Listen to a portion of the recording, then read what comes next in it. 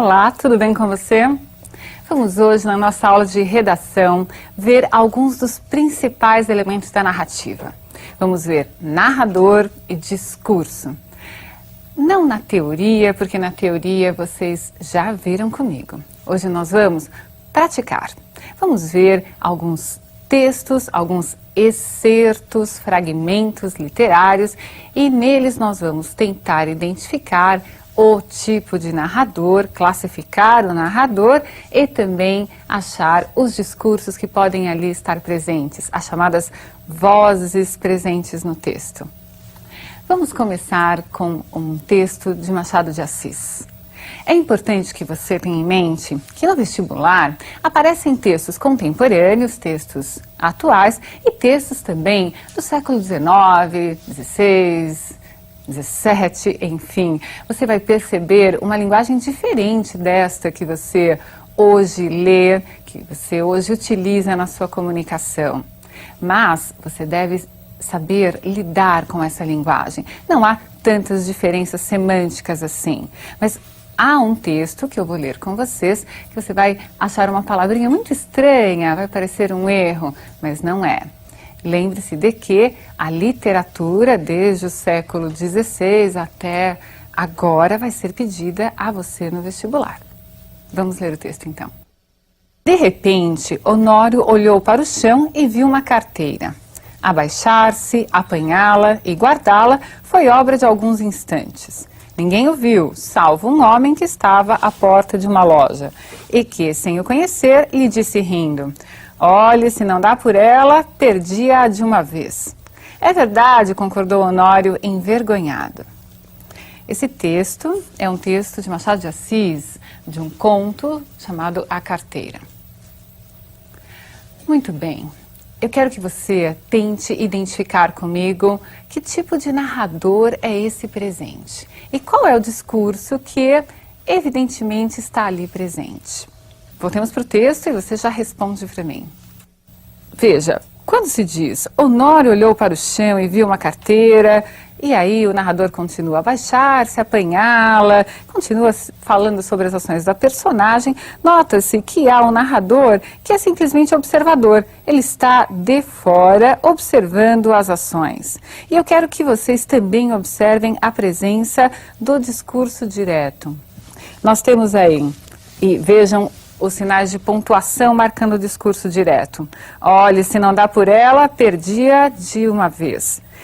O travessão, o falar de forma direta, usando o tempo no presente, é sinal de discurso direto. Observe que há um verbo presente, que é o concordou, que nós chamamos de verbo dissende ou de elocução. Bastante comum em discursos diretos ou mesmo no discurso indireto. Muito bem, esses verbos de elocução ou verbos dissende indicam quando a personagem vai falar.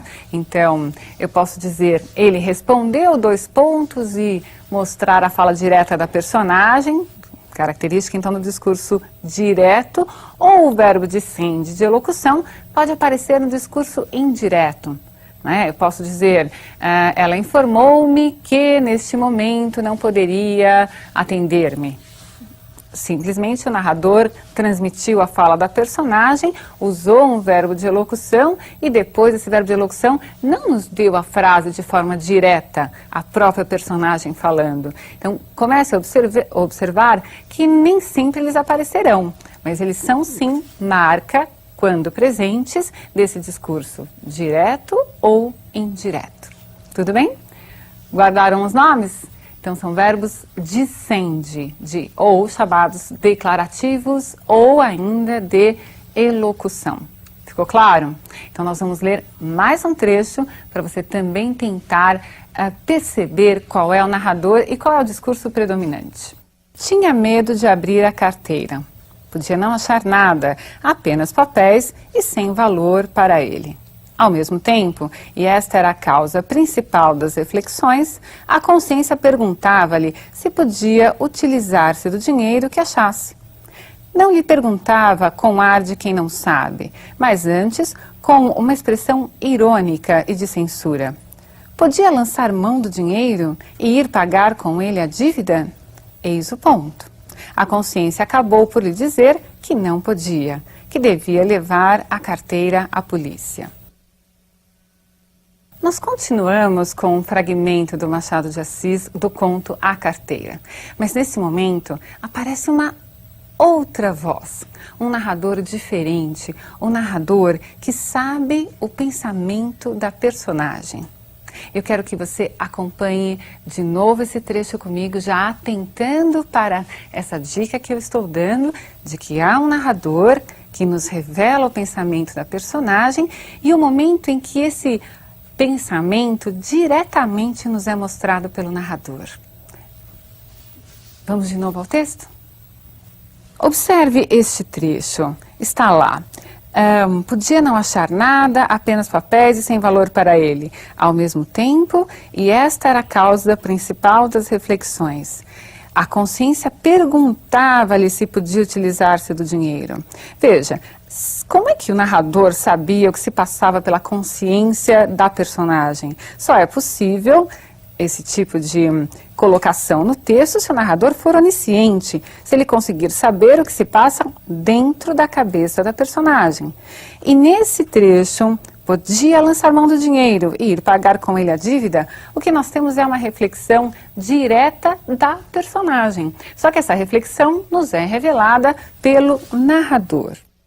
Você percebeu, então, o narrador onisciente, que nos revelou de forma direta o pensamento da personagem.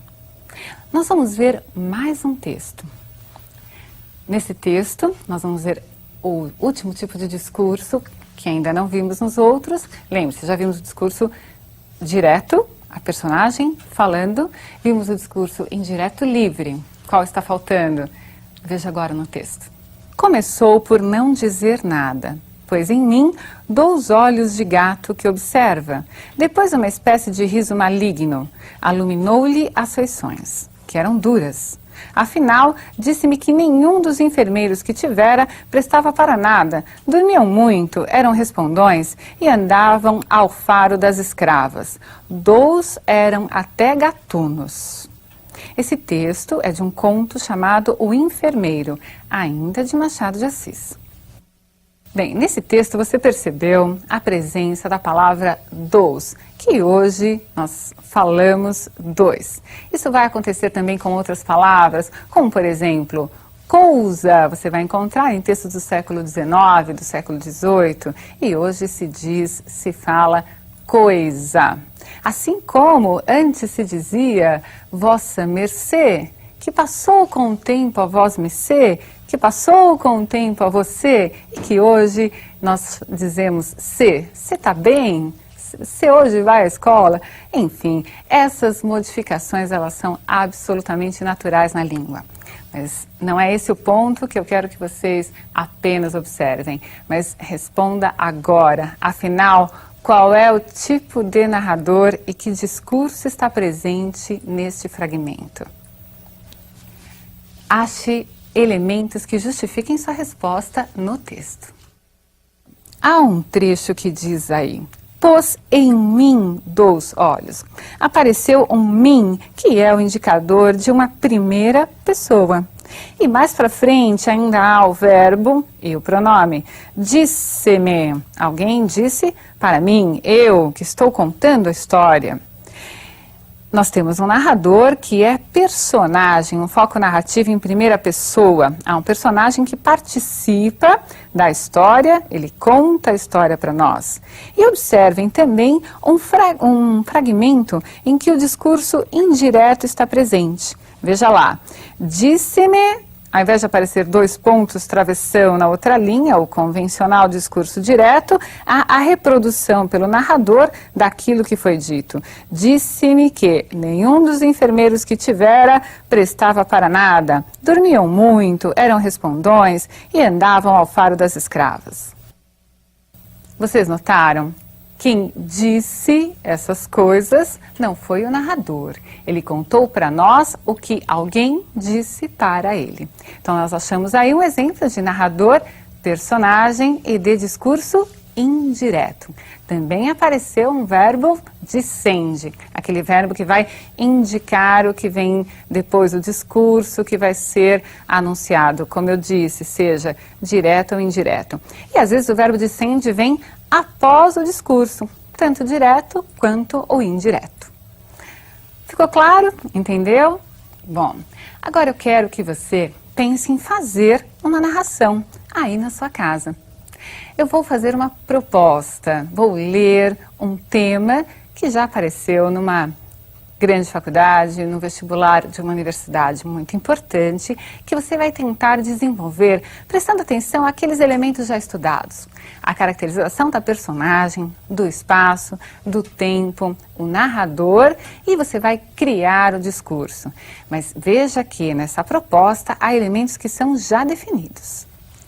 Esses elementos que são já definidos implicam na sua nota. Se você não os obedecer, você perderá nota quando compuser o seu texto.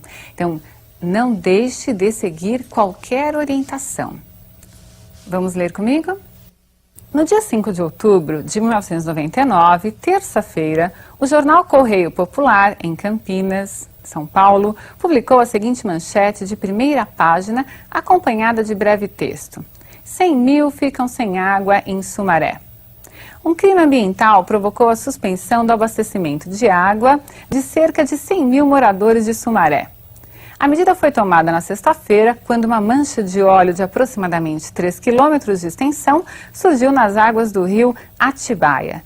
Anteontem, uma nova mancha apareceu nas proximidades da estação de tratamento de água 1, na divisa entre o bairro Nova Veneza e o município de Paulínia. A situação somente será normalizada na quinta-feira. A CETESB investiga o caso e os técnicos acreditam que o produto óleo diesel ou gasolina foi despejado em esgoto doméstico em Paulínia. Observe a proposta agora. Leve em conta esta notícia. Veja, você tem de levar em conta a notícia e os elementos que nela aparecem. E privilegie a hipótese dos técnicos, apresentada no final do texto. A partir desses elementos, escreva uma narração em terceira pessoa, foco narrativo em terceira pessoa. Então, o narrador vai ser ou observador ou onisciente, caracterizando adequadamente personagens e ambiente. Crie um detetive ou um repórter investigativo que, quando tenta resolver o crime ambiental, descobre que o ocorrido é parte de uma conspiração maior. Muito bem, imagine que várias pessoas tiveram essa mesma proposta para redigir o texto. Então, o que vai fazer diferença é a sua criatividade, a originalidade com a qual você trata os elementos já definidos na proposta. Tente aí desenvolver o seu texto.